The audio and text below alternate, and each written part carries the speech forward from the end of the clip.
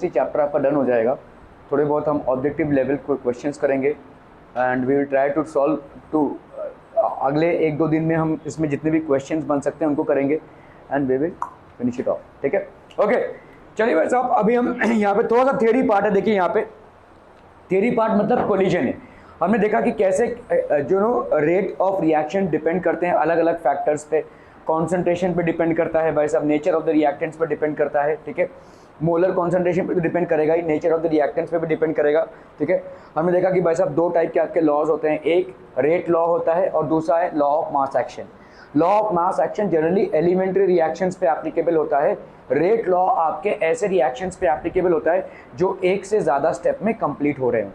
तो बहुत सारे रिएक्शंस ऐसे हैं जो एक से ज़्यादा स्टेप में कंप्लीट होते हैं।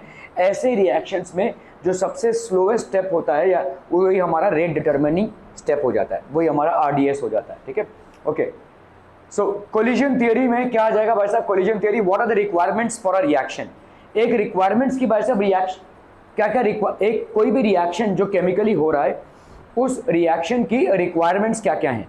ठीक है, मॉलिक्यूल शुड कोलाइड। भाई साहब मॉलिक्यूल अगर कोलाइड नहीं करेगा तो रिएक्शन नहीं होगा। ठीक है, so molecule has to collide. The molecules which are participating in the reaction they need to collide and they need to collide with sufficient energy. ऐसा नहीं कि अरे टहलते घूमते हैं ठुमका मारा और चले गए, ऐसा नहीं होगा, है ना। सो एक जोर का कोलिजन होगा। ठीक है, जोर का कोलिजन होगा। आप अगर समझ लो ऐसे ही जा रहे हैं और कोई मतलब थोड़ा सा किसी धक्का लग के चला गया, ठीक है, वैसा वाला नहीं, एकदम भाई साहब भारी भरकम वाला कोलिजन है। ठीक है, so collide with sufficient energy, they have to collide with each other with a sufficient amount of energy. Okay okay okay okay. So collision theory भाई साहब क्या बोलती है आपकी? ठीक है, collision theory was developed by Max Strauss and William Lewis. ठीक है, व्हाट डज इट स्टेट? अरे वाह, देखो कितने हैंडसम लोग हैं। ओके, सो आपके कोलिजन थ्योरी क्या बोलती है? It is based on the kinetic theory of gases. अभी काइनेटिक थ्योरी ऑफ गैसेस क्या बोलता है? देखो, अगर 2 गैसेस को आप मिक्स करते हैं, ठीक है, तो उन गैसेस के जो एनर्जी लेवल्स है वो सबसे हाईएस्ट होते हैं।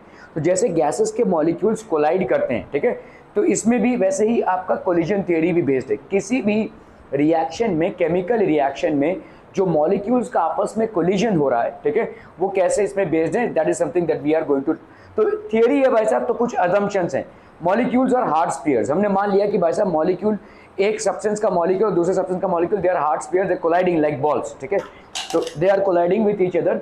सो मॉलिक्यूल्स और hard spheres, reaction occurs when molecules collide.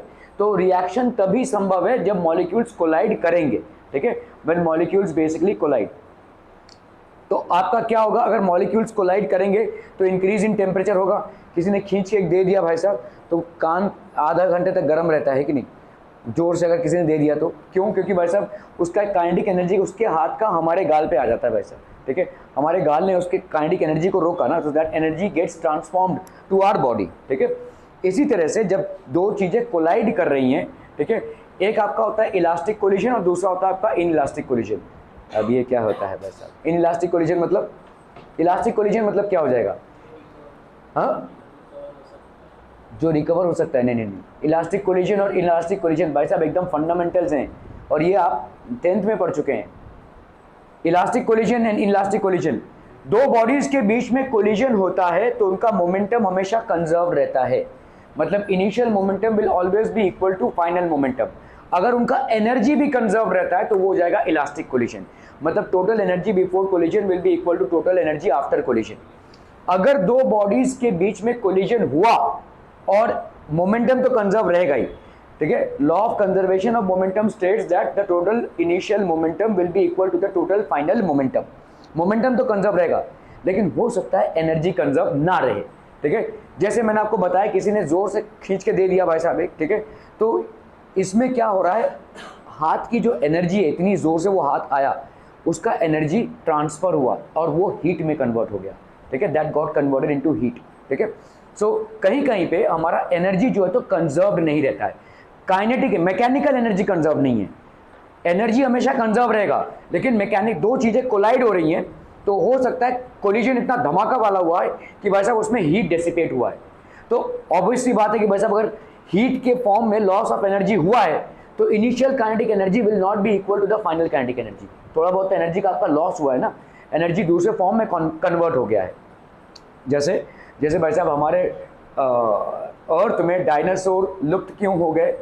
क्योंकि कोई मेटियोर आया था जिसने स्ट्राइक किया था बहुत हाई स्पीड में, एंड क्योंकि उस मेटियोर ने बहुत हाई स्पीड में अर्थ के साथ कोलाइड किया तो अर्थ का टेम्परेचर सुपर हीट अप हो गया, ठीक है, सुपर हीटेड अप हो गया, and larger creatures like dinosaurs were not able to survive due to those very extreme heated conditions, ठीक है, उसे माना जाता है। क्या कोलिजन थियरी आपका generally increase in temperature result करेगा, ठीक है, average kinetic energy of the molecule will increase, ठीक है, ये भाई साहब इंक्रीज करवाएगा, increases number of collisions per unit time. देखो कैसा है, ये एक मॉलिक्यूल है, ये एक मॉलिक्यूल है, दो सब्सटेंस का, ये भाई साहब धार से इसको मारा, ये मारेगा तो ये दूसरे के साथ टकराएगा, तीसरे, मतलब अभी कैसा हो रहा है, धाप धूप, मतलब आप समझ लीजिए कोई आपको चारों तरफ से मार रहा हो, ठीक है, तो मतलब आप इधर उधर जाएंगे ना भाई साहब, तो इसी तरह से एक मॉलिक्यूल क्या हो रहा है, चारों तरफ से उसका कोलिजन हो रहा है, तो number of collisions per unit time will increase.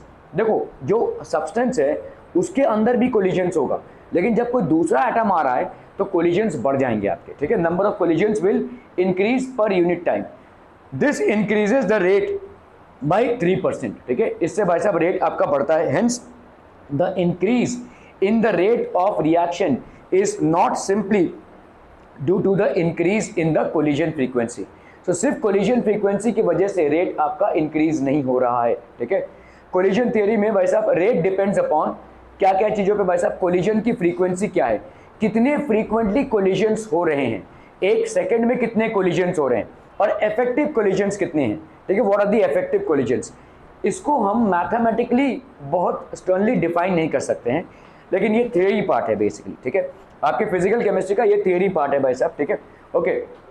So collision frequency, the number of collisions that take place per second per unit volume of the reaction mixture is known as the collision frequency.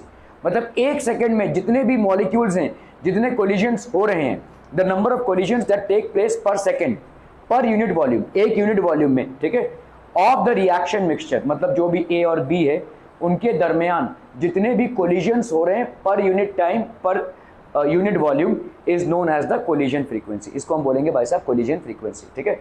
In bimolecular gases reactions Z की value approximately कितनी है, 10⁻25 है या 10⁻28 है, मतलब सोचिए एक second में एक यूनिट वॉल्यूम में इतने सारे कोलिजन्स हो रहे हैं, समझ में आ रहा है ये, ठीक है भाई साहब। अगर एक यूनिट वॉल्यूम लूँ तो मतलब इतना आ जाएगा, इतना 1 यूनिट वॉल्यूम, ठीक है, 1 यूनिट वॉल्यूम में, इसमें ये पानी है, अगर मैंने दारू मिला दिया इसमें तो समझिए पानी और दारू के मॉलिक्यूल्स में बड़े कोलिजन्स हो रहे हैं, कितने कोलिजन्स हो रहे हैं भाई साहब, 10⁻25, 10⁻25 मतलब सोचिए कितना, ठीक है, 10⁻6 मतलब 1 मिलियन हो जाता है, ठीक है, तो million into million into million into million है भाई साहब, 4 बार मिलियन करोगे तो जगह आपका 10⁻25 आएगा, इतने सारे कोलिजन्स हो रहे हैं पर सेकेंड, ठीक है। सोचिए कोलिजन्स का अमाउंट कितना है, ठीक है, एक यूनिट वॉल्यूम में एक सेकेंड में दो रिएक्टेंट्स के बीच में द नंबर ऑफ कोलिजन्स पर सेकेंड इज 10⁻25 टू 10⁻28, ठीक है,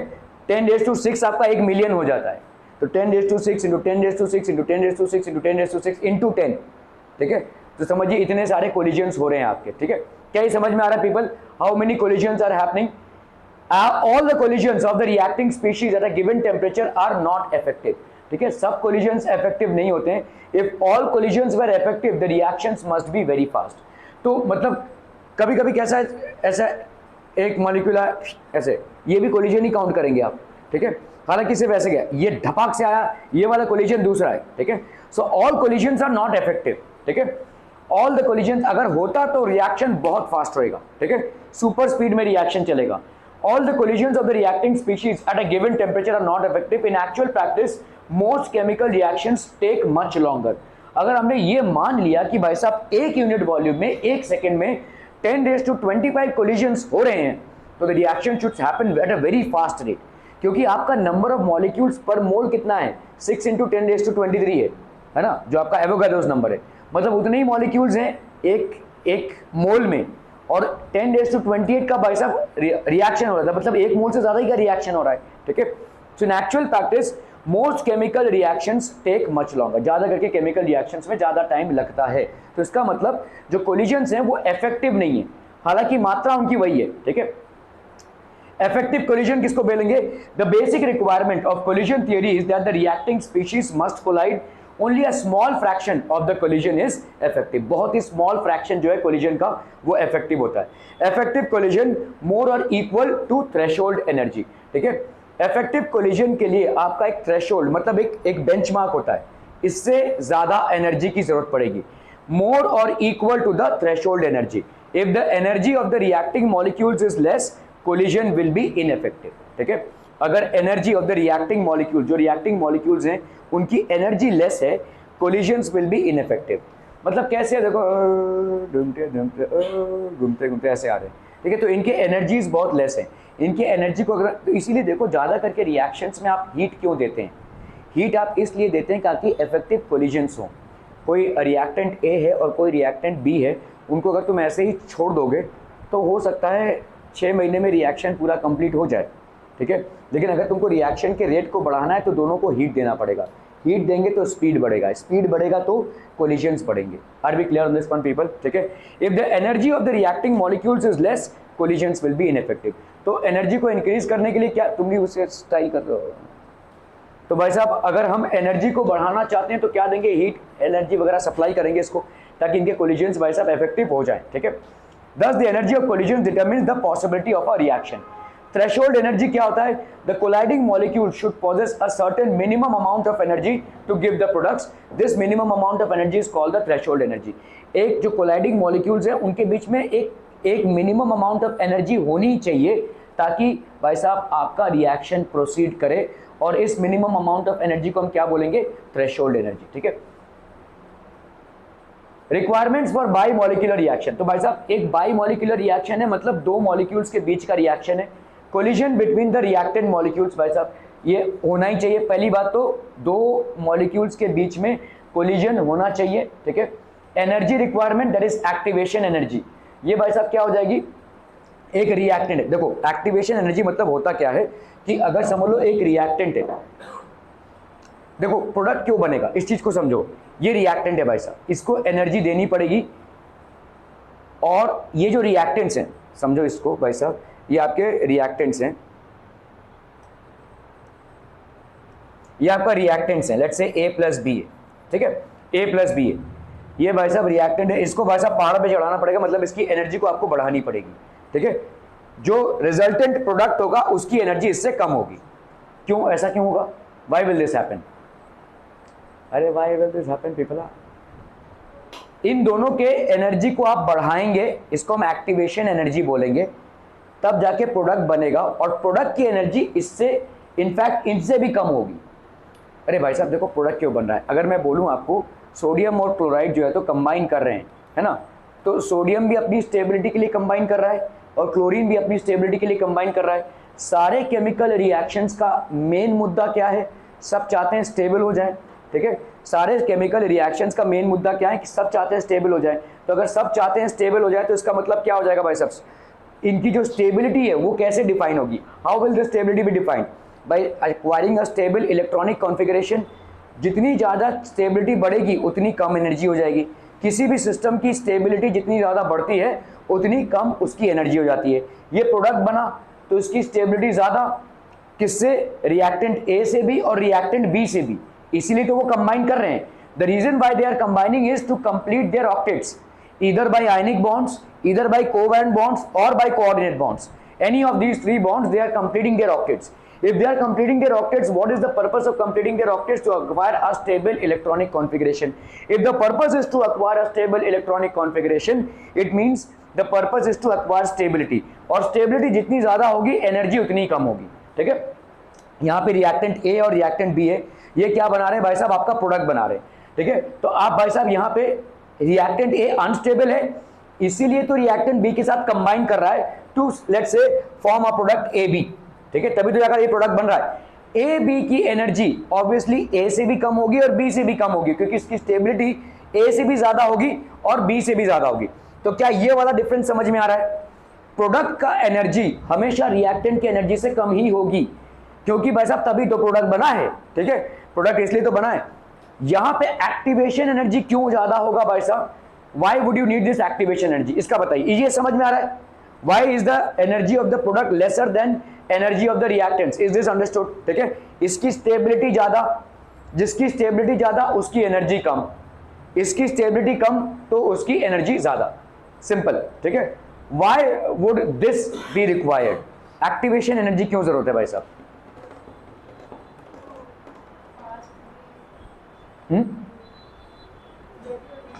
हाँ, जल्दी होने के लिए रिएक्शन, लेकिन क्यों जल्दी होने के लिए? हाउ?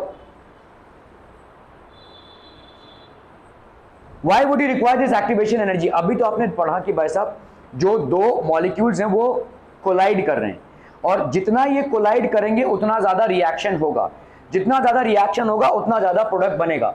इनके कोलिजन्स को इंक्रीज करने के लिए हमको इनको एनर्जी देनी पड़ेगी। ठीक है, if we need to increase their collisions we need to give them energy. ठीक है, हमने देखा कि भाई साहब अप्रोक्सीमेटली पर यूनिट वॉल्यूम दो रिएक्टेंट्स के बीच में 10⁻² से 10⁻28 कोलिजन्स होते हैं, but this will be lesser because effective collisions are lesser. So if we need to increase the effective collisions, we need to increase the speed which with they are colliding.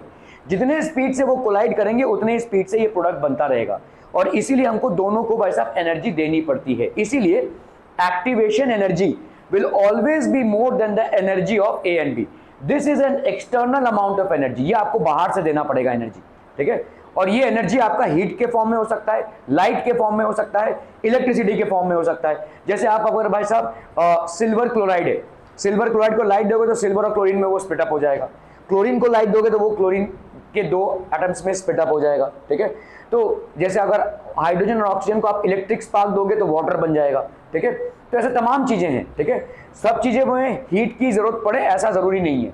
ठीक है, orientation of reactant, तो AB plus A2B, let's say AB2 और A2 बना रहा है। ठीक है, अभी देखो A2B हो गया ये, और ये क्या है भाई साहब? AB है।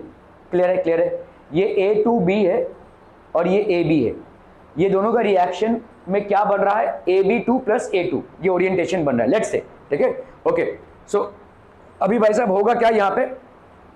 ठीक है, ये आपका ये कोलिजन हुआ इनका भाई साहब, this is a collision that will happen. Now after the collision what will happen? You are forming, ठीक है, A2B, और ये भाई साहब क्या हो जाएगा भाई साहब? AB।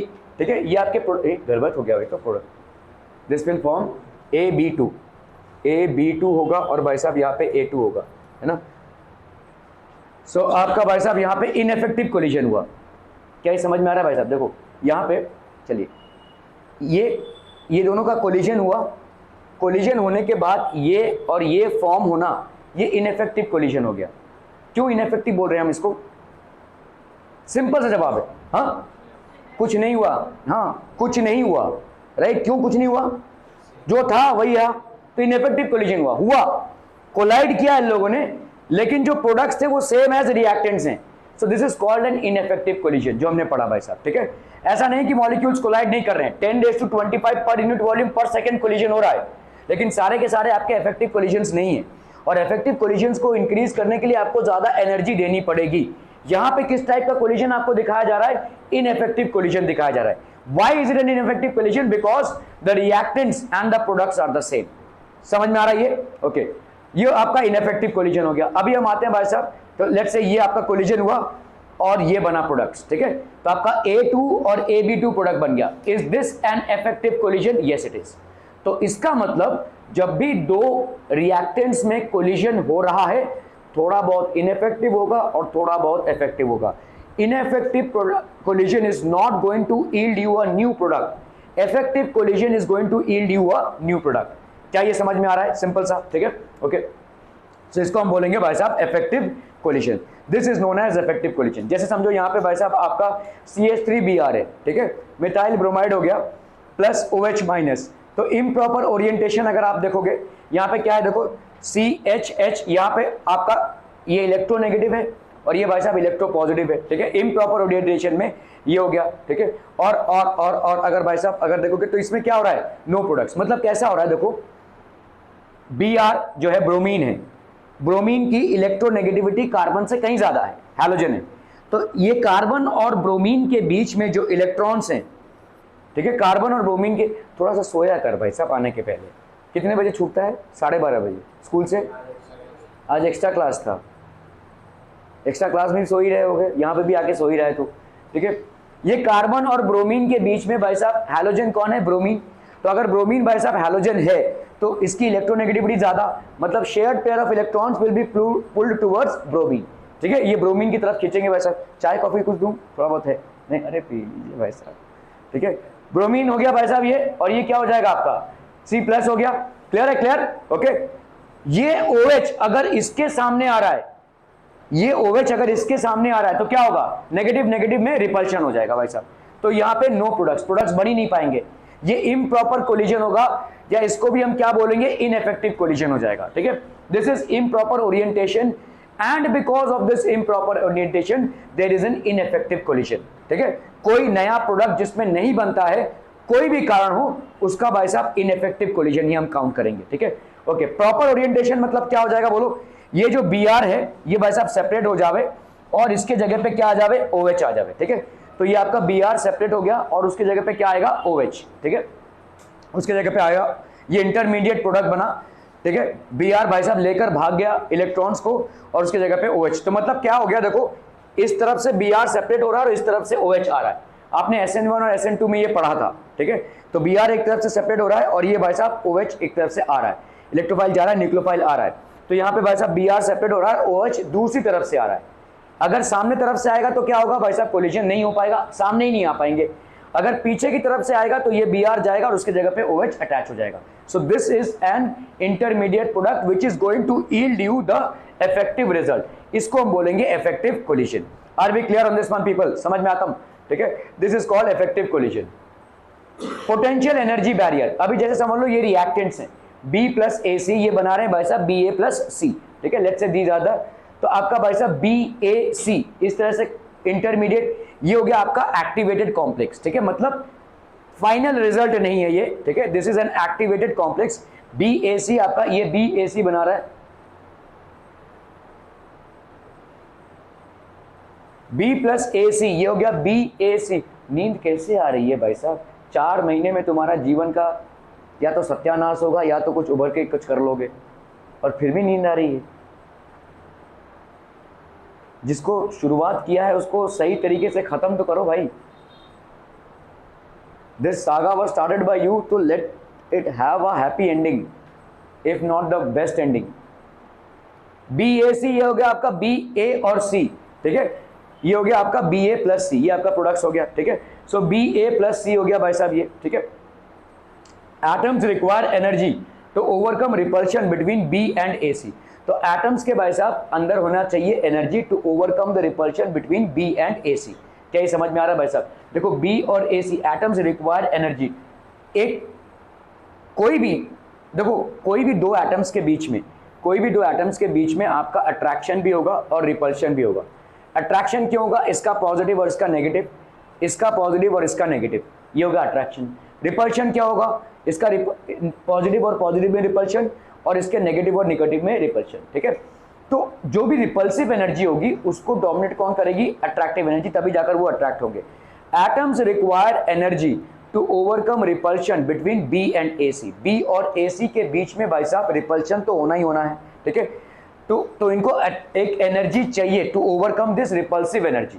दो एटम्स जब सामने आ रहे हैं तो इसका जो न्यूक्लियस है उसके इलेक्ट्रॉन्स को अट्रैक्ट कर रहा है, इसका न्यूक्लियस उसके इलेक्ट्रॉन्स को अट्रैक्ट कर रहा है, लेकिन साथ ही साथ इसका न्यूक्लियस इसके न्यूक्लियस को रिपेल कर रहा है और इसके इलेक्ट्रॉन्स को रिपेल भी कर रहे हैं। सो इसका मतलब अगर रिपल्सिव एनर्जी तो रहने ही वाला है, इस रिपल्सिव एनर्जी को अगर हमें डिमिनिश करना है तो we will require some amount of energy so that they collide with certain amount of energy. ठीक है, so they will require certain amount of energy. Energy comes from the kinetic energy of the colliding particles. ये energy आती कहां से भाई साहब? Kinetic energy of colliding particles. Kinetic energy of colliding particles is converted into potential energy in an activated complex. तो ये जो kinetic energy, आपने जितना काइनेटिक एनर्जी इसको दिया और इतना इसको दिया, कैसे काइनेटिक एनर्जी दे रहे हो इसको? By obviously heat. सबसे आप अलग अलग तरीकों से देख सकते हो, कहीं कहीं पे हीट यूज होता है, कहीं कहीं पे इलेक्ट्रिसिटी यूज होता है, कुछ फोटो सेंसिटिव रिएक्टेंट्स जो होते हैं उन पे भाई साहब लाइट यूज होता है। ठीक है, जनरली हम हीट देते हैं, तो हीट से क्या हो जाएगा भाई साहब? दोनों की काइनेटिक एनर्जी बढ़ जाएगी। Kinetic energy of colliding particles is converted into potential energy in an activated complex. ये आपका एक्टिवेटेड कॉम्प्लेक्स है, ये ट्रांजिशन फेज है, इसको हम क्या बोलेंगे भाई साहब? Transition phase. हर एक रिएक्शन का एक ट्रांजिशन फेज होता है, so this will be a transition phase. Transition space basically is equal to the potential energy barrier, ठीक है, ये आपके पोटेंशियल एनर्जी बैरियर के बराबर होता है, ठीक है। तो आपका पोटेंशियल एनर्जी हो गया, ये हो गया आपका रिएक्शन कोऑर्डिनेट, ठीक है, ये हो गया रिएक्टेंट, ये हो गया आपका प्रोडक्ट। तो आपका भाई साहब कभी भी पोटेंशियल एनर्जी बढ़ता रहेगा बढ़ता रहेगा बढ़ता रहेगा, ठीक है, और फिर जैसे ही ये प्रोडक्ट्स में, तो इनका पोटेंशियल एनर्जी भाई साहब बढ़ गया है, ठीक है, जब आप इसको एनर्जी दे रहे हो तो क्या हो जाएगा, सिस्टम का पोटेंशियल एनर्जी बढ़ता रहेगा, ठीक है, और ये टपक से कोलाइड करेंगे। क्या ये समझ में आ रहा है? देखो अभी तक क्या था, रिपल्शन था, अभी आप क्या क्रिएट कर रहे हो, एनर्जी दे रहे हो, तो इनमें भाई साहब अभी कोलिजन बढ़ेगा। कोलिजन जब बढ़ेगा तो क्या हो रहा है, इस रिपल्शन को ओवरकम करते हुए तो कोलिजन बढ़ रहा है ना, तो मतलब पोटेंशियल एनर्जी बैरियर बढ़ेगा, ठीक है, तो पोटेंशियल एनर्जी भाई साहब आपका बढ़ जाएगा और फिर टपक से नीचे गिरेगा, ठीक है। प्रोडक्ट का एनर्जी भाई साहब रिएक्टेंट के एनर्जी से भी लेस हो जाएगा, ठीक है। सो ये हो गया आपका एक्टिवेटेड कॉम्प्लेक्स। जैसे ही एक्टिवेटेड कॉम्प्लेक्स है, इसमें मैक्सिमम रिपल्शंस होंगे और मैक्सिमम कन्वर्जन भी होगा to products, and then finally it will drop down, ठीक है, finally it will drop down. So इसको हम बोलेंगे transition state. This for every reaction there will be a transition state. Effective collision for bimolecular elementary reactions. What is an elementary reaction? Babu, what is an elementary reaction? Right, what is an elementary? Single step reaction. कोई भी reaction अगर एक ही step में पूरा होता है उसको हम एलिमेंट्री रिएक्शन बोलते हैं। एलिमेंट्री रिएक्शन में आप कौन सा लॉ फॉलो करेंगे, रेट लॉ या लॉ ऑफ मास एक्शन? दोनों भी फॉलो कर सकते हैं, ठीक है, रेट लॉ और लॉ ऑफ मास एक्शन दोनों भी सेम होंगे, ठीक है। Okay, collisions with sufficient kinetic energy, इनके बीच में भाई साहब कोलिजन्स होगा और यहाँ पे सफिशिएंट काइनेटिक एनर्जी है। कोलिजन्स विद प्रॉपर ओरिएंटेशन, यहाँ पे भाई साहब प्रॉपर ओरिएंटेशन मतलब BR जिस तरफ से जाना रहेगा उसी तरफ से जाएगा और OH को जिस तरफ से आना रहेगा उसी तरफ से आएगा, ठीक है। Collisions with sufficient kinetic energy, तो elementary okay, effective collision of biomolecular elementary reactions, collisions जो होंगे सफिशिएंट काइनेटिक एनर्जी से हो रहे हैं and collisions with proper orientation, तो इनका भाई साहब ओरिएंटेशन भी प्रॉपर है, जिस तरफ से जिसको निकलना है वो निकलेगा, जिस तरफ से जिसको आना है उस तरफ से वो आएगा, ठीक है। So there will be no improper orientation. तो इसका भाई साहब क्या हो जाएगा, इसमें देखो ये वाले में डेरिवेशन नहीं है, ठीक है। K will be equal to P into Z E raise to minus EART, ये एक्टिवेशन एनर्जी है। R आपका गैस कांस्टेंट हो गया, T आपका एब्सोल्यूट टेम्परेचर हो गया, E आपका एक्सपोनेंशियल हो गया। तो P यहाँ पे क्या है भाई साहब, स्टेरिक फैक्टर और प्रोबेबिलिटी फैक्टर, ठीक है। Nothing of this is basically मतलब आपका डेरिवेशन से इसका कोई लेना देना नहीं है, ठीक है। ये स्टेरिक फैक्टर या प्रोबेबिलिटी फैक्टर है। दिस इज स्टेरिक फैक्टर और probability factor. This equation is written in the form of Arrhenius equation, इसको हम आर्हीनियस इक्वेशन में लिखते हैं, ये आपके कोर्स में है भाई साहब, ठीक है। आर्हीनियस इक्वेशन पे तमाम सवाल बनते हैं, ठीक है। सो इसका भाई साहब स्टेरिक फैक्टर और probability factor K is equal to AE, इसको हम इसको प्रॉपर तरीके से अगर लिखेंगे तो AEEART लिखेंगे, ये A बेसिकली P और Z का कॉम्बिनेशन हो जाएगा, ठीक है, P इंटू Z हो जाएगा। सो K भाई साहब आपका हो गया A that is P into Z is called frequency और प्री एक्सपोनेंशियल फैक्टर। तो एक्सपोनेंट के आगे जो आए उसको हम बोलते हैं प्री एक्सपोनेंशियल फैक्टर, ठीक है, EA/RT, ठीक है। K will be equal to AEA/RT. Which of the following affects the rate of reaction? Collision frequency, effective collision, both A and B, none of these. Both A and B, ठीक है, okay. So collision frequency, किस frequency से collisions हो रहे हैं और जो collisions हो रहे हैं वो एक्चुअली में इफेक्टिव है या इनइफेक्टिव है, तो both A and B, okay okay okay. फटाफट से भाई साहब इस चैप्टर का एक हम करेंगे सिनॉप्सिस या क्लोजर, ठीक है। Factors influencing the rate of the reaction, rate of the reaction depends upon the following factors, क्या क्या हो सकते हैं? टाइम, पहला चीज क्या होगा भाई साहब, एकदम जो पहला आता है -dCr/dt जब करते हो उसका मतलब क्या है? कॉन्सेंट्रेशन, ठीक है। So it will depend upon the nature concentration of the reactants, ठीक है। तो ये आपका कॉन्सेंट्रेशन ऑफ द रिएक्टेंट्स पे डिपेंड करेगा। Temperature of the reactants, presence of a catalyst, कभी कभी प्रेजेंस ऑफ अ कैटलिस्ट इसको इन्फ्लुएंस करता है। नेचर ऑफ रेडिएशन, ठीक है, nature of radiation. Surface area of reactants, कितना सरफेस एरिया भाई साहब रिएक्टेंट्स का है, ठीक है। जितना सरफेस एरिया होगा रिएक्टेंट्स का उतना ज्यादा भाई साहब रिएक्शन होगा। डिफरेंस बिटवीन मॉलिक्यूलैरिटी एंड ऑर्डर, मॉलिक्यूलैरिटी भाई साहब क्या हो जाएगा? द नंबर ऑफ एटम्स और आयंस और molecules participating in the rate determining step. Rate determining step क्या है भाई साहब आपका? रेट डिटरमाइनिंग स्टेप मतलब RDS, जो सबसे स्लोएस्ट स्टेप है of the reaction, activated complex of the reaction is known as molecularity. तो rate determining step which is basically the slowest step, उसमें कितने नंबर ऑफ एटम्स या मॉलिक्यूल्स का participation है वो आपका हो जाएगा मॉलिक्यूलैरिटी ऑफ द रिएक्शन, ठीक है।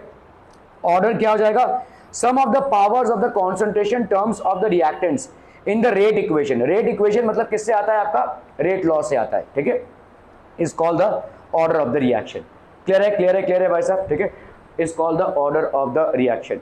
मॉलिक्यूलैरिटी इज ऑलवेज होल नंबर और integer, it can not become zero और फ्रैक्शन और नेगेटिव, ठीक है। ये हमेशा भाई साहब आपका होल नंबर होगा और integer, it can not become zero, ये भाई साहब जीरो नहीं हो सकता है, फ्रैक्शन भी नहीं हो सकता है और नेगेटिव भी नहीं हो सकता है, मतलब 1 2 3 4 ऐसा ही रहेगा, जीरो नहीं रहेगा, ठीक है। ऑर्डर कैन बी नेगेटिव और फ्रैक्शन और होल नंबर, ये सारी चीजें हो सकता है, ठीक है। This is theoretically eluded from the mechanism of the reaction, this is determined experimentally.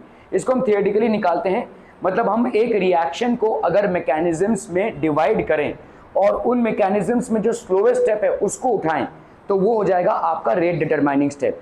उस रिएक्शन का जो रेट डिटरमाइनिंग स्टेप है उसमें जो मॉलिक्यूलैरिटी है वही हो जाएगी आपकी मॉलिक्यूलैरिटी ऑफ द रिएक्शन, ठीक है।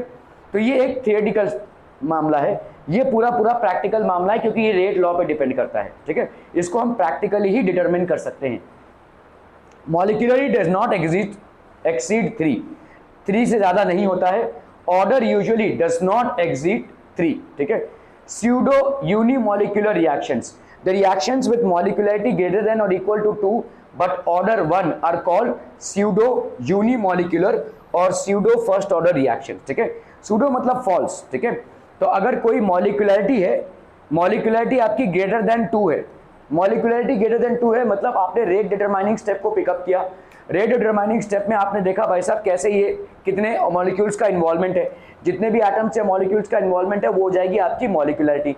मॉलिक्यूलरिटी कभी जीरो नहीं हो सकती, फ्रैक्शन नहीं हो सकती और नेगेटिव नहीं हो सकती, इट हैज टू बी 1 2 और 3 से ज्यादा होगा नहीं, ठीक है। अगर आपका किसी का 2 से ज्यादा है मॉलिक्यूलरिटी, ठीक है, लेकिन ऑर्डर इज 1, तो मॉलिक्यूलरिटी अगर भाई साहब 2 है और ऑर्डर 1 है, ऑर्डर जो है तो आप कैसे डिटरमिन करते हैं, order is purely determined experimentally, सिर्फ और सिर्फ भाई साहब इसको हम एक्सपेरिमेंटली ही डिटरमिन कर सकते हैं, ठीक है। Order is 1 are called pseudo unimolecular और सूडो फर्स्ट ऑर्डर रिएक्शंस, ठीक है। सूडो क्यों बोल रहे हैं हम भाई साहब, why are we calling this as pseudo unimolecular? हाँ एकदम, हाँ लेकिन क्यों, फॉल्स क्यों? नहीं, जो दिखता है वो होता नहीं है, नहीं, यहां से डेफिनेशन से देखो ना भाई साहब, देखो मॉलिक्यूलरिटी क्या है, 2 है, ऑर्डर क्या है, 1 है, ठीक है। The reactions with molecularity greater then 2, तो मतलब 2 मॉलिक्यूल्स का इन्वॉल्वमेंट है रेट डिटरमाइनिंग स्टेप में, लेकिन तुम्हारा ऑर्डर कितना आ रहा है, 1, मतलब ये तुम्हारे 2 मॉलिक्यूल्स का इन्वॉल्वमेंट होने के बावजूद भी ऑर्डर तुम्हारा आ रहा है 1, तो इसका मतलब 2 मॉलिक्यूल्स को हम एक ही मान सकते हैं, ठीक है। That is the reason it is called pseudo first order reaction. Clear है, okay.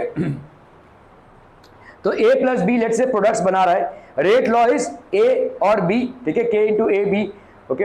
If reactant B is large excess, it is good approximation to take its concentration as constant throughout the reaction. अगर किसी का भी कोई भी reactant अगर भाई साहब एक्सेस में है, अगर आपको सवाल में लिखा मिला ना कि this reactant is in excess, तो उसके कॉन्सेंट्रेशन को आप भाई साहब क्या ले लो, good approximation to its concentration as constant, उसके कॉन्सेंट्रेशन को आप कांस्टेंट ले लो, ठीक है। Then the rate law becomes क्या हो जाएगा भाई साहब, के ए और बी की वैल्यू भाई साहब 0, क्योंकि ये चेंज नहीं हो रही है तो कांस्टेंट हो गया भाई साहब ये, ठीक है। So the true rate law is forced to the first order form by assuming a constant B concentration, such a reaction is called pseudo first order reaction. देखो सूडो फर्स्ट ऑर्डर रिएक्शन क्या था, molecularity 2, तो A plus B ये भाई साहब आपके products बना रहे हैं, कितने मॉलिक्यूल्स का इन्वॉल्वमेंट है, 2, तो मॉलिक्यूलरिटी कितनी हो गई भाई साहब 2, लेकिन B जो है यहाँ पे एक्सेस में है, अगर B एक्सेस में है तो B का जो है हम मान लेंगे कि ये कांस्टेंट ही है, मतलब इसका जो कॉन्सेंट्रेशन है वो चेंज नहीं हो रहा है। देखो इसका कैसा है, मतलब समझ लो ये एक मिक्सचर है, यहाँ पे A इतना सा ही है और B भाई साहब इतना है, ठीक है, B इतना है, तो A सिर्फ इतना सा ही है और B भाई साहब इतना है, ठीक है। तो यहाँ पे आप मान लोगे क्या हो जाएगा भाई साहब, यहाँ पे रिएक्शन हो रहा है, ठीक है, रिएक्शन हो रहा है, A के साथ किसका रिएक्शन हो रहा है भाई साहब, B का रिएक्शन हो रहा है, ये A है और ये भाई साहब आपका B, क्लियर है, क्लियर है, क्लियर है। तुम बताओ कितना ही बी रिएक्ट करेगा, कितना ही बी रिएक्ट करेगा, बहुत ही कम, ठीक है। मतलब हम मान सकते हैं ना कि बी चेंज ही नहीं होगा कुछ। एक टंकी भर पानी में एक चुटकी भर क्लोरीन तुम मिलाते हो, वही क्लोरीन तुम खुद निकल जाओगे तो वैसा प्रॉब्लम हो जाएगा। It can be fatal to your health, it can cause serious burns, it can cause death as well, ठीक है। लेकिन हमारे जो वाटर का सप्लाई है उसमें क्लोरीन रहता ही रहता है, थोड़ा सा क्लोरीन होता है, ठीक है, वो एंटीबैक्टीरियल है बेसिकली। तो आप ऐसा सोचिए ना भाई साहब, एक टंकी भर बी है और उसमें इसमें से ए का रिएक्शन हो रहा है, तो यहाँ पे कोलिजन हो रही होंगी, लेकिन बी का कितना ही कोलिजन हो रहा होगा, बहुत ही कम। मतलब हम मान सकते हैं कि बी का जो कॉन्सेंट्रेशन है वो चेंज ही नहीं हो रहा है, वो कांस्टेंट ही है ना। ए पूरा पूरा भाई साहब चला गया, लेकिन बी भाई साहब चेंज ही नहीं हो रहा है, उतना ही रहेगा। तो इसका मतलब बी का रेट चेंज कितना हो जाएगा, चेंज इन कॉन्सेंट्रेशन का भाई साहब हम क्या लेके लेंगे, 0, ठीक है। तो इसका मतलब रेट क्या हो जाएगा, by rate law it will be K rate constant into A raise to 1 and B raise to 0। सो कोई भी रिएक्टेंट अगर आपका एक्सेस में रहेगा, कोई भी रिएक्टेंट अगर आपका एक्सेस में रहेगा, एलिमेंट्री रिएक्शन है, तो आपका उस रिएक्टेंट के पावर को हम 0 मान सकते हैं। तो इसकी मॉलिक्यूलरिटी भले ही 2 हो, लेकिन ऑर्डर आपका 1 हो जाएगा। और इस टाइप के रिएक्शन को हम क्या बोलेंगे, सूडो मॉलिक्यूलर रिएक्शन, ठीक है। This is called pseudo first order reaction, okay. Example, hydrolysis of ester in acidic medium. This reaction takes place in aqueous medium and water is taken in excess, ठीक है। तो water को हमने भाई साहब बहुत एक्सेस में लिया हुआ है, हाइड्रोलिसिस हो रही है। एस्टर है भाई साहब, अतर जिसको हम बोलते हैं, स्वीट स्मेलिंग कंपाउंड होते हैं ये, ठीक है। सो ये आपका CH3 हो गया, COO C2H5 है, ठीक है, मिथाइल एसिटेट है ये basically, plus C plus H2O।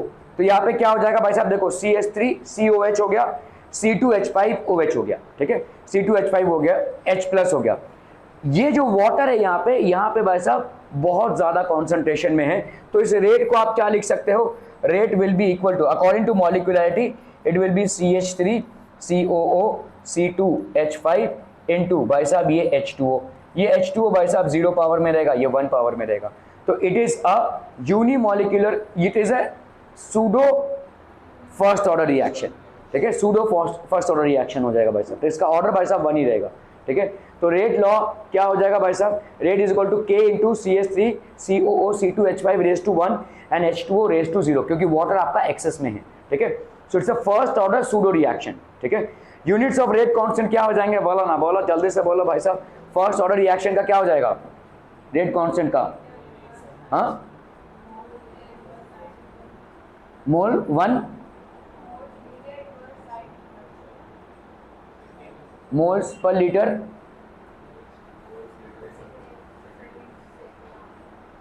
Rate of constant.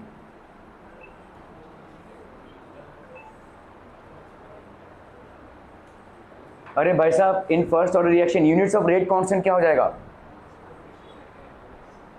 Moles per litre, first order reaction का, ओके।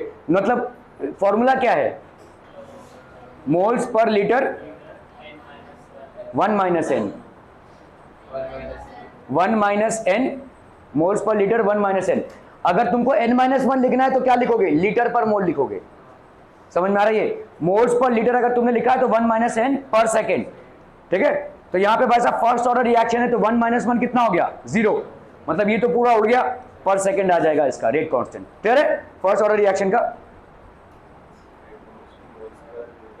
हाँ हाँ, moles per litre, moles per litre ना,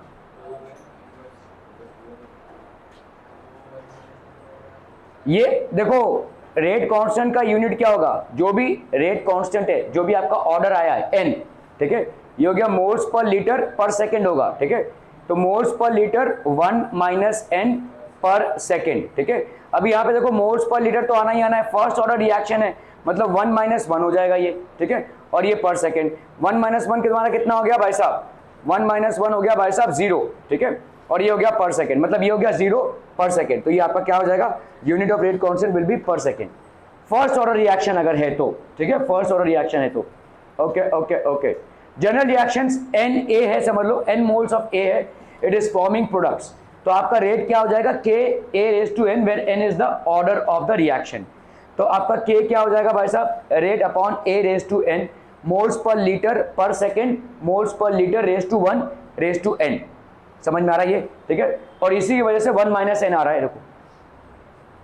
देखो एन ए है, तो आप क्या बोल रहे हो, रेट क्या है, rate is equal to k A raise to N. Rate यहां पे कितना होगा, moles per litre per second, ये होगा रेट, ठीक है। इसका यूनिट बता रहा हूं मैं, ठीक है, मोल्स पर लीटर, ये एक्चुअली मोल्स है वरना मोलारिटी हो जाएगी, ठीक है। मोलारिटी में मोल्स पर लीटर दोनों भी आ जाएंगे, तो ये मोल्स पर लीटर पर सेकंड हो गया ये, ठीक है। मोलारिटी पर सेकंड है बेसिकली, रेट मतलब क्या हो जाएगा, कॉन्सेंट्रेशन पर सेकंड, मतलब मोलारिटी पर सेकंड, तो मोल्स पर लीटर पर सेकंड। यहाँ पे हो गया आपका के, और ये ए हो गया भाई साहब, ए का कॉन्सेंट्रेशन, मतलब moles per litre raise to N, ठीक है। समझ में आ रहा है, इसका यूनिट अभी तक तुमको नहीं मालूम है, तो व्हाट विल यू डू भाई साहब, के ये हो गया तुम्हारा मोल्स पर लीटर अपॉन ये मोल्स पर लीटर, यहाँ पे क्या है भाई साहब एन, और यहाँ पे पर सेकेंड तो ऑलरेडी है ही। समझ में आ रहा है ये, तो अब देख लो भाई साहब इसका moles per litre, moles per litre, और यहाँ पे क्या करोगे 1 माइनस एन पर सेकेंड, ये हो गया तुम्हारा के का वैल्यू। समझ में आ रहा है, यूनिट के का वैल्यू ये हो जाएगा। क्लियर है। रेट देखो मोल्स पर लीटर, ये जो मोलारिटी होती है वो होती है आपकी मोल्स पर लीटर, तो ऐसा भी हो सकता है, इसको हम ऐसे भी लिख सकते हैं, ये हो गया आपका क्या मोल्स, अगर मैंने मोल्स सॉरी मोलारिटी लिख दी तो मोलारिटी क्या हो जाएगी, molarity 1 minus N per second is equal to के, ऐसा भी लिख सकते हैं हम, ठीक है, अगर सीधा सीधा मोलारिटी में एक्सप्रेस किया तो। क्लियरम पीपलम, ठीक है। तो फर्स्ट ऑर्डर रिएक्शन में तो इसको ताबड़तोड़ भाई साहब, देखो ये वाला फैक्टर और ये वाला फैक्टर तो एक ही है, तो इसको क्या लिखोगे आप, मोल्स, ठीक है, moles per litre, moles per litre 1 minus N per second, ठीक है। फॉर फर्स्ट ऑर्डर रिएक्शन आपका सेकेंड हो जाएगा, सेकेंड ऑर्डर रिएक्शन में 1 माइनस 2 तो ये हो गया -1, तो ये क्या हो जाएगा, देखो मोल्स, मोल्स पर लीटर -1 पर सेकेंड, है ना भाई साहब, 1 माइनस 2 तो -1 हो गया, अगर ये -1 है तो मोल्स पर मोल्स हो गया, और लीटर -1 इंटू -1 कितना हो जाएगा, लीटर, ठीक है। सो लीटर पर मोल्स पर सेकेंड, देखो लीटर पर मोल्स पर सेकेंड, ठीक है। क्लियर है, आर वी क्लियर। सिर्फ इतना फॉर्मूला याद रखो भाई साहब, कांस्टेंट का, रेट कांस्टेंट का भाई साहब यूनिट क्या हो जाएगा, मोल्स पर लीटर, ठीक है, 1 minus N per second. Gaseous reaction का एटमॉस्फेयर, एटम नहीं रे, एटमॉस्फेयर, ठीक है, atmosphere 1 minus N per second, ये बार्स में भी हो सकता है, पास्कल में भी हो सकता है, ठीक है। क्लियर है। Hence for the nth order reaction ये क्या हो जाएगा, moles 1 minus N per second. Okay, negative order reaction, conversion of ozone into oxygen, तो भाई साहब ओजोन का कन्वर्जन हो रहा है, ठीक है, conversion of ozone into oxygen, जब ओजोन लेयर का डिप्लीशन होता है, ठीक है, by means of ultraviolet rays, ultraviolet rays से भाई साहब ओजोन लेयर का काफी सारे तमाम चीजें हैं, तो जब ओजोन का डिप्लीशन होता है तो रेट क्या हो जाएगा भाई साहब आपका O32NO2-1, ठीक है, O32NO2-1, order with respect to oxygen is, with respect to oxygen भाई साहब कितना है -1, and with respect to ozone it is 2, so nth order reaction, ठीक है। यूनिट्स फॉर रेट कांस्टेंट क्या हो जाएगा, litre n-1 1 minus N per second, और atoms 1 minus N per second. ये क्या हो गया भाई साहब, अच्छा हाँ ठीक है, इसको हम ऐसे लिख सकते हैं, देखो मोल्स पर लीटर है ना, मोल्स पर लीटर, ठीक है, 1 माइनस एन है, 1 माइनस एन है, कुछ नहीं, इतना याद रखोगे तो काफी है, इस पे आना है कोई दिक्कत नहीं है, ठीक है। यहां पे देखो इसको अगर मैं सेग्रीगेट करूं तो ये क्या हो जाएगा, moles raise to 1 minus n, है कि नहीं, लीटर क्या है भाई साहब -1 रेज टू 1 माइनस एन, और यहां पे पर सेकेंड, तो मोल्स यहां पे क्या हो जाएगा भाई साहब 1 माइनस एन, लीटर क्या हो जाएगा, लीटर हो जाएगा आपका n-1, ठीक है, लीटर आपका देखो n-1 हो गया, और ये हो गया per second, moles 1 minus n, litre n-1 per second. इतने कॉम्प्लिकेशन में जाने की जरूरत नहीं है, सिंपल इस चीज को याद रखो, आपको भाई साहब आंसर आ जाएगा, ठीक है। It's other way of writing it, it's other way of writing it, nth order reaction का, ठीक है। ओके, सो अच्छा ये तुम्हारे कोर्स में भाई साहब नहीं है, हाफ लाइफ है तुम लोग को, इसमें है, केमिकल काइनेटिक्स में है, केमिकल काइनेटिक्स में है कि आपके रेडियो एक्टिविटी में है। ओके, टी हाफ मतलब देखो क्या होता है, हाफ लाइफ, किसी रिएक्शन का हाफ लाइफ क्या होता है, अगर रेडियो एक्टिविटी हो रही है तो देखो एक कोई सब्सटेंस है, ठीक है, समझ लो इसका भाई साहब इसका डिसइंटीग्रेशन होगा, फिर इसका और डिसइंटीग्रेशन होगा, फिर इसका और डिसइंटीग्रेशन होगा। जब इसका आधा बचेगा तो जितना टाइम लगा इसके आधे बचने में उसको हम बोलते हैं हाफ लाइफ, ठीक है। The amount of time that has been consumed for a radioactive substance to actually come to its half life, actually come to its half of the initial amount is called the half life, ठीक है। तो half life भाई साहब t half is directly proportional to 1 by a raised to n-1 where n is basically what the order of the reaction, ठीक है। सो यहाँ पे n हो जाएगा आपका order of the reaction.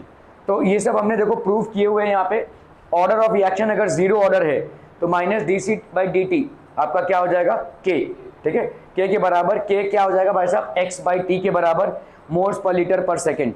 t half की वैल्यू हो जाएगी a/2k। देखो a/2k कैसे हो गई भाई साहब, टी हाफ की वैल्यू क्या हो जाएगी 1 by k n-1 2n-1 -1 a n-1, ठीक है। इसको चाहे तो लिख लो भाई साहब, टी हाफ की वैल्यू क्या हो जाएगी 1 by k n-1, ये हो गया into 2 raised to n-1 -1 upon a n-1। T half will be 1 by k, there is reaction constant n-1, n is the order of the reaction, 2n-1 -1 upon a raised to n-1, ठीक है। तो आपका भाई साहब यहां पे देखो, तो टी हाफ की वैल्यू कितनी, फटाफट बोलिए भाई साहब 1 by k a n-1 2n-1 -1 है ना अपॉन एक मिनट a n-1 यहाँ सॉरी k n-1, ठीक है a n-1 और इधर चलो n-1 लिख दें, एक ही बात होगी है ना, k a n-1 ठीक है 1 by k और 2n-1 2 raised to n-1 -1, ठीक है। ओके तो भाई साहब यहाँ पे हम आते हैं, ठीक है, differentiation and integration rate laws of some differential and integrated rate laws. तो जीरो ऑर्डर रिएक्शन है भाई साहब, माइनस dc/dt किसकी वैल्यू हो जाएगी भाई साहब k, क्यों राज क्यों, क्या कांस्टेंट, ये कैसे आया, जल्दी जल्दी जल्दी भाई साहब चैप्टर खत्म हो गया, जल्दी जल्दी। अरे देखो ना भाई साहब ये जीरो ऑर्डर रिएक्शन है, समझ लो भाई साहब a मोल्स ऑफ n कोई भी है और ये प्रोडक्ट बोल रहा है, तो आपको बोल रहा है भाई साहब ये जीरो ऑर्डर रिएक्शन है। जीरो ऑर्डर रिएक्शन मतलब rate of the reaction will be directly proportional to भाई साहब क्या k into a raise to n, n मतलब हो गया आपका जीरो, तो ये हो जाएगा 1, तो रेट मतलब क्या हो जाएगा, rate will be equal to k, sorry हाँ rate will be equal to k, rate will be equal to k है ना। तो रेट मतलब क्या है आपका dc/dt माइनस dc/dt, ये dc क्या है भाई साहब आपका इनिशियल कॉन्सेंट्रेशन, ठीक है, this will be equal to k। Simple समझ में आ रहा है भाई साहब, क्लियर है ओके। अभी अगर भाई साहब आप कर रहे हो इसको dc/dt तो इसको k is equal to x/t लिख सकते हैं, कैसे, अरे बाबा तुम लोग क्या कर रहे हो, अरे बाबा, ठीक है। देखो आपका जीरो ऑर्डर रिएक्शन है, zero order reaction, zero order भाई साहब ऑर्डर से रिएक्शन रेट निकालना आराम से आ जाएगा आपको अगर थोड़ा सा डिफरेंशिएशन और इंटीग्रेशन में ध्यान देंगे तो, ठीक है। जीरो ऑर्डर रिएक्शन है, जीरो ऑर्डर रिएक्शन है, ध्यान से देखो यहाँ पे समझ लो ए का बन रहा है कोई प्रोडक्ट बन रहा है, ए का बन रहा है कोई प्रोडक्ट बन रहा है और रेट लॉ तुमको क्या बोल रहा है, एक जीरो ऑर्डर रिएक्शन है, तो यहाँ पे rate will be equal to k into a raise to 0, clear, anything raise to 0 is 1, तो रेट इसका मतलब किसके बराबर भाई साहब k के बराबर, a रेज टू 0 कितना हो जाएगा, concentration of a raise to 0। यहाँ पे तुम्हारा भाई साहब क्या है, अगर तुम्हारा nth ऑर्डर रिएक्शन होता है, समझ लो nth ऑर्डर रिएक्शन है a और तुम्हारा ये प्रोडक्ट बना रहा है, तो रेट क्या होता है, rate is equal to concentration of a raise to n होता है भाई साहब। तो अगर मैं बोल रहा हूं जीरो ऑर्डर रिएक्शन है तो a रेज टू 0, ठीक है, zero anything raise to 0 is obviously equal to 1, किसी भी चीज को अगर आप रेज टू 0 करेंगे तो उसकी वैल्यू आएगी 1, तो यहाँ पे रेट की वैल्यू क्या आ गई भाई साहब k, रेट की वैल्यू अगर k आ गई तो इसका मतलब क्या हो जाएगा -da/dt is equal to k। Simple समझ में आ रहा है भाई साहब ये, ठीक है ओके। माइनस मतलब क्यों, क्योंकि इसका भाई साहब आपका जो कॉन्सेंट्रेशन है वो डिक्रीज होता जा रहा है, concentration is basically decreasing, clear है, इसी को हम कैसे लिख रहे हैं, k is equal to x by t. भाई साहब बोलो ना, बोला जल्दी से बोलो, k is equal to x by T.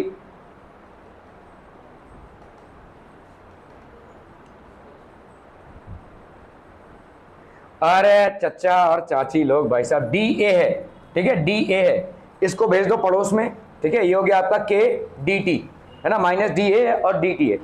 अभी आप भाई साहब क्या करोगे, छोटे छोटे सेगमेंट्स में इसको ऐड करोगे, मतलब दोनों तरफ क्या करोगे, इंटीग्रेशन, इंटीग्रेशन कर लो भाई साहब। यहाँ पे माइनस, यहाँ पे क्या है आपका डी ए, ठीक है, माइनस डी ए। यहाँ पे आपने क्या लिया हुआ है भाई साहब, कॉन्सेंट्रेशन जो पहले उसका था और कॉन्सेंट्रेशन जो अब उसका है। तो let's say concentration A T है आफ्टर टाइम टी, और कॉन्सेंट्रेशन उसका पहले क्या था भाई साहब, ए नॉट। क्लियर है, क्लियर है, क्लियर है। इधर कितना हो जाएगा भाई साहब, के को बाहर निकालो, डी टी, डी टी मतलब टाइम टी जीरो पे कॉन्सेंट्रेशन कितना था, ए नॉट, टाइम टी टी पे कॉन्सेंट्रेशन कितना है, ए टी, ठीक है।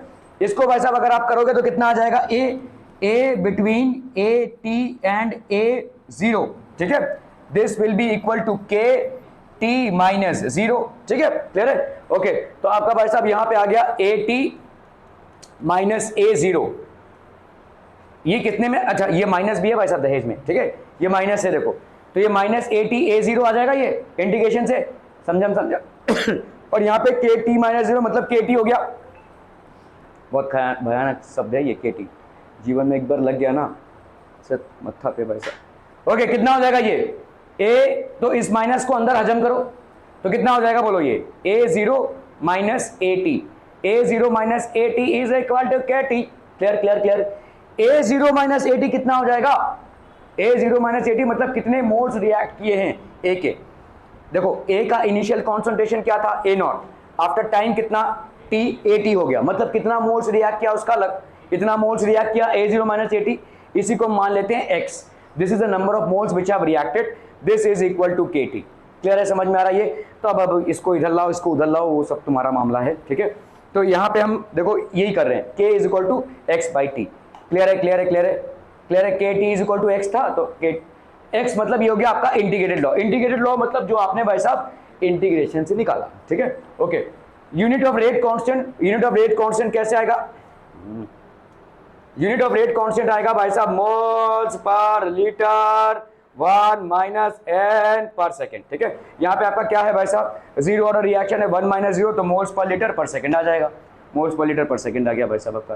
टी हाफ में आते हैं, टी हाफ में, टी हाफ में भाई साहब क्या हो जाएगा, t half will be equal to 1 by k, 1 by के, ए मतलब ऊपर कितना हो जाएगा भाई, ऊपर कैसे, अच्छा चलिए, ए आपका यहाँ पे कितना हो जाएगा, जीरो ऑर्डर है, जीरो ऑर्डर है, मतलब आपका कितना हो जाएगा, ए जीरो माइनस वन, तो ये हो गया आपका minus one, k A raise to minus one. वहां पे ऊपर कितना होगा बोलो, zero minus one, zero minus one मतलब कितना हो गया भाई साहब आपका minus one, two s to minus one, ये हो गया आपका माइनस वन, ठीक है, क्लियर है, this will be minus one. और यहाँ पे n minus one, zero minus one, तो ये हो गया आपका माइनस वन, ठीक है, क्लियर है। इसको कर लो भाई साहब। यहाँ पे देखो टी हाफ की वैल्यू कितनी आ जाएगी, टी हाफ की वैल्यू आ जाएगी यहाँ पे two raise to minus one, तो ये हो गया 1 बाई टू माइनस वन, ठीक है, हाफ माइनस वन, कहो बैग तैयार किए जाना है, ओके, हाफ माइनस वन, ठीक है। यहाँ पे कितना हो गया बोलो, के उधर कितना है 1 बाई ए, है ना, ये ए माइनस वन को हम क्या लिख सकते हैं, 1 बाई ए, ठीक है, तो ये हो गया के बाई ए। इधर कितना बचा बोलो, माइनस वन, ठीक है, अरे बोलो ना बोलो, इसका कितना हो जाएगा माइनस हाफ, और यहाँ पे कितना हो जाएगा बोलो, माइनस के बाई ए, कैंसलम कैंसलम, ऊपर गया भाई साहब आपका ए, ये ऊपर गया और नीचे कितना रह गया, ए बाई टू के, देखो ए बाई टू के आ गया, ठीक है, क्लियर है, क्लियर है, क्लियर है, क्लियर है पीपल, ठीक है, ए बाई टू के, टी हाफ की वैल्यू कितनी हो गई, a by two k. First order reaction में आते हैं हम, d c by d t, ये हो जाएगा के ए माइनस एक्स, ये ए माइनस एक्स मतलब कितना हो गया, अरे फर्स्ट ऑर्डर रिएक्शन का निकालो भाई साहब। देखो यहाँ पे फर्स्ट ऑर्डर रिएक्शन में क्या हो जाएगा, रिएक्शन रेट, ठीक है, तो रेट ऑफ रिएक्शन ये कितना हो जाएगा बोलो, this will be equal to how much, अच्छा के कौन सा है, फर्स्ट ऑर्डर रिएक्शन है, ए रेस टू वन है ये, ठीक है, के ए रेस टू वन है, ठीक है, तो रिएक्शन रेट मतलब कितना हो जाएगा आपका भाई साहब, d a by d t is equal to k into a, ठीक है, के इंटू ए। क्लियर है, क्लियर है, क्लियर है, d a by d t, ये हो गया भाई साहब के ए, क्लियर है? ओके, तो अभी हम भाई साहब क्या करेंगे, इस ए को इधर लाएंगे, डी ए बाई ये हो गया ए, ठीक है, और इधर हो गया आपका के डी टी। क्लियरम इंटीग्रेटिंग बोथ साइड्स, यहाँ इंटीग्रेट किया, यहाँ इंटीग्रेट किया, यहाँ पे भाई साहब कहाँ से कहाँ तक, ए नॉट से कहाँ तक, ए तक, ठीक है। So time t is equal to 0 पे ए नॉट कॉन्सेंट्रेशन था, time t is equal to t पे ए कॉन्सेंट्रेशन हो गया। dx बाई एक्स का भाई साहब क्या आता है, log x, तो यहाँ पे क्या आ जाएगा बोलो, log ऑफ a, ठीक है, log ऑफ a, और ये होगा भाई साहब किसके किसके बीच में, ये हो गया माइनस log ऑफ a, ठीक है, a और a नॉट के बीच में, ठीक है, क्लियर है, ओके। और इधर कितना हो जाएगा भाई साहब, के टी माइनस 0, तो के टी हो गया भाई साहब ये, ठीक है, log minus log of A, तो ये हो गया minus log of A minus log of A naught, ठीक है, this will be equal to के टी, ठीक है, तो ये हो गया आपका कितना, log of A naught minus log of A, this will be equal to के टी, मतलब हो गया आपका log of A naught by A, भाई साहब log A minus log B का वैल्यू निकाल रहे हैं हम, ठीक है, दिस इज इक्वल टू के टी। ये सारा सब कुछ आपका लॉग बेस ई पे हो रहा है, ठीक है, लॉग बेस ई पे हो रहा है। तो इसी को अगर आपको लॉग बेस 10 पे कन्वर्ट करना है तो कुछ नहीं करना है, 2.303 log base 10 A naught by A, तो अगर के को उधर तुमको फ्री रखना है तो ये हो जाएगा 2.303 by T log 10 A naught by A, इसकी वैल्यू हो गई भाई साहब क्या, के, ठीक है, क्लियर है, ओके। तो यहाँ पे भाई साहब कितना आ जाएगा, देखो d c by d t, इसका हम इंटीग्रेशन कर रहे हैं, ये आ गया देखो 2.303 टी, ठीक है, log of A by A minus X, A मतलब आपका क्या हो गया भाई साहब, इनिशियल कॉन्सेंट्रेशन ए नॉट जो हमने लिखा था, यहाँ पे ए naught minus T, A T जो भी है, ठीक है, A naught minus A T, ठीक है, क्लियर है। इसका भाई साहब अगर आपका हम इससे जाएंगे, क्या कहते हैं, moles per litre raise to 1 minus N per second, कहीं लिखा था, हाँ, moles per litre 1 minus N, कौन सा ऑर्डर है भाई साहब, फर्स्ट ऑर्डर, 1 माइनस 1 हो गया 0 पर सेकेंड हो गया इसका ऑर्डर, ठीक है। टी हाफ की वैल्यू देखो क्या हो जाएगी, टी हाफ की वैल्यू, अरे बोला टी हाफ की वैल्यू होती है भाई साहब क्या, टी हाफ की वैल्यू हो जाएगी 1 by A raise to N minus 1, और यहाँ पे हो गया भाई साहब K A raise to N minus 1 into N minus 1, और उधर ऊपर कितना हो जाएगा भाई साहब 2n माइनस 1 माइनस 1, ठीक है। तो फटाफट देख लेते हैं भाई साहब, यहाँ पे ये a मतलब हो गया आपका इनिशियल कॉन्सेंट्रेशन, ठीक है, इनिशियल कॉन्सेंट्रेशन, तो this will B how much of people, यहाँ पे आपका कितना है, फर्स्ट ऑर्डर है, तो 1 माइनस 1 कितना हो गया 0, 0 माइनस 1 कितना हो गया माइनस 1, ठीक है, 1 माइनस 1 हो गया 0, 2 रेस टू 0 इज 1, 1 माइनस, सही, 1 माइनस 1 0 हो जाएगा भाई साहब, फर्स्ट ऑर्डर में तो भाई साहब इतना ही आएगा,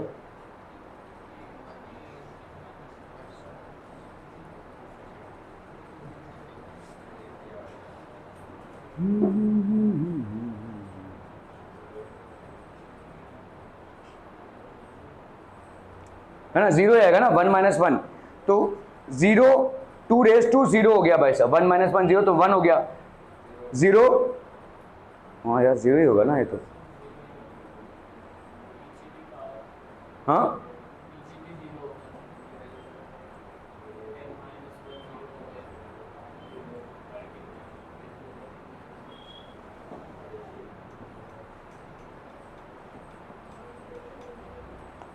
कैसे हो गया,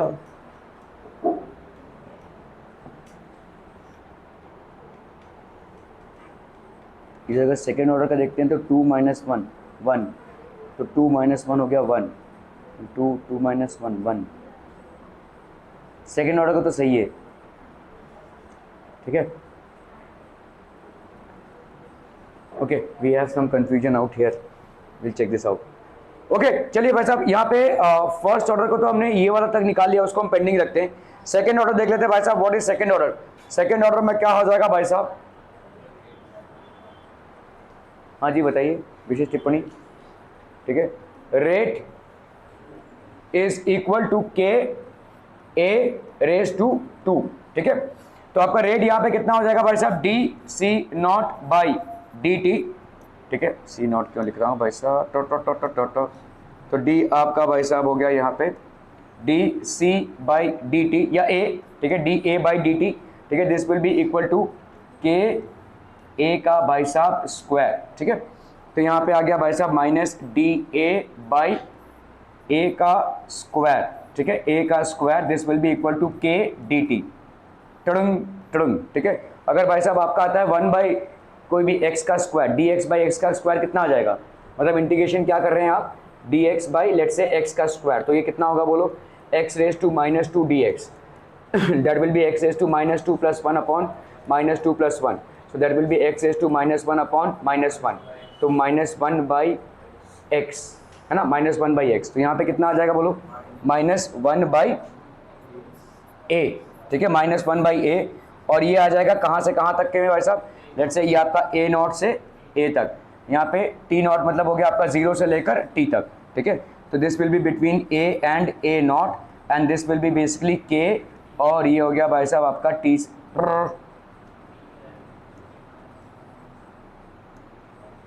ये आपका हो जाएगा भाई साहब टी, क्लियर है, के टी हो गया ये, क्लियर है, ओके। यहाँ पे कितना आ जाएगा बोलो, minus one by A minus minus one by A not, है ना, इसको लगा रहे हैं हम, तो ये हो गया आपका के टी, तो ये हो जाएगा भाई साहब आपका ये हो गया आपका one by A naught minus one by A naught minus one by a is equal to के टी, ठीक है, या के की वैल्यू वन बाई टी इंटू, तो हम यहाँ पे के की वैल्यू क्या लिख सकते हैं भाई साहब, one by T into one by A naught minus one by A, one by A naught minus one by A, clear है, clear clear clear clear clear clear clear people, ठीक है, one by A naught one by A, अगर आप इसको भाई साहब, ठीक है, यहाँ पे सेकेंड ऑर्डर रिएक्शन है, वन बाई टी इधर आ गया, देखो X by A minus X, इसको अगर आप पूरा पूरा करेंगे ना, कितना आया था हमारा, वन बाई, ये तो अब भाई साहब उड़ गया पूरा, के कितना था, K is equal to one by T ना, one by T, one by A naught, कितना था, ओके, सो यहाँ पे आपका कितना हो जाएगा, वन बाई टी, ये हो जाएगा कितना भाई साहब, ए नॉट, और ये हो गया ए, ठीक है, इधर कितना आएगा भाई साहब, ए माइनस ए नॉट, ठीक है, ए माइनस ए नॉट, या ए माइनस ए नॉट कर, ए तो आपका भाई साहब कम होगा, तो ये हो गया वन बाई टी, अगर हम लिखते हैं भाई साहब इसको A naught minus A naught minus A upon A naught A, इस ए नॉट ए को हम क्या लिख सकते हैं भाई साहब, x, this can be written as x, ये हो गया आपका ए नॉट, और ये हो गया आपका ए, ठीक है, this can be written as x, तो इसीलिए हम इसको ऊपर नीचे करें, के को one by t a x t a minus x, अभी आपका यहाँ पे कितना है भाई साहब, सेकेंड ऑर्डर है टू, तो टू हो जाएगा, तो इधर कितना one minus two, one minus two मतलब कितना हो जाएगा, वन माइनस, तो ये हो गया माइनस वन, तो मोल्स पर मोल्स, और लीटर माइनस वन कितना हो जाएगा, लीटर, और ये पर सेकेंड, टी हाफ की वैल्यू देखो वन बाई के आ जाएगी यहाँ पे, अब यहाँ पे वन टू माइनस वन, तो कितना हो गया, टू रेज टू वन, तो टू माइनस वन कितना आ जाएगा बोलो, टू माइनस वन आ जाएगा भाई साहब आपका वन, टू माइनस वन आ गया आपका वन, और यहाँ पे हो गया आपका के, ठीक है, के और ए की वैल्यू कितनी आ जाएगी बोलो, टू माइनस वन तो वन, टू माइनस वन तो वन, तो वन बाई के ए आ गया, देखो टी हाफ की वैल्यू आ गई वन बाई के, ठीक है, क्लियर है, okay okay okay. Collision frequency, the number of collisions, जरूरी नहीं है इसको आप याद रखें, it's absolutely out of your course, ठीक है, थैंक यू हो गया रे, ठीक है, बहुत बढ़िया भाई साहब, बहुत बढ़िया।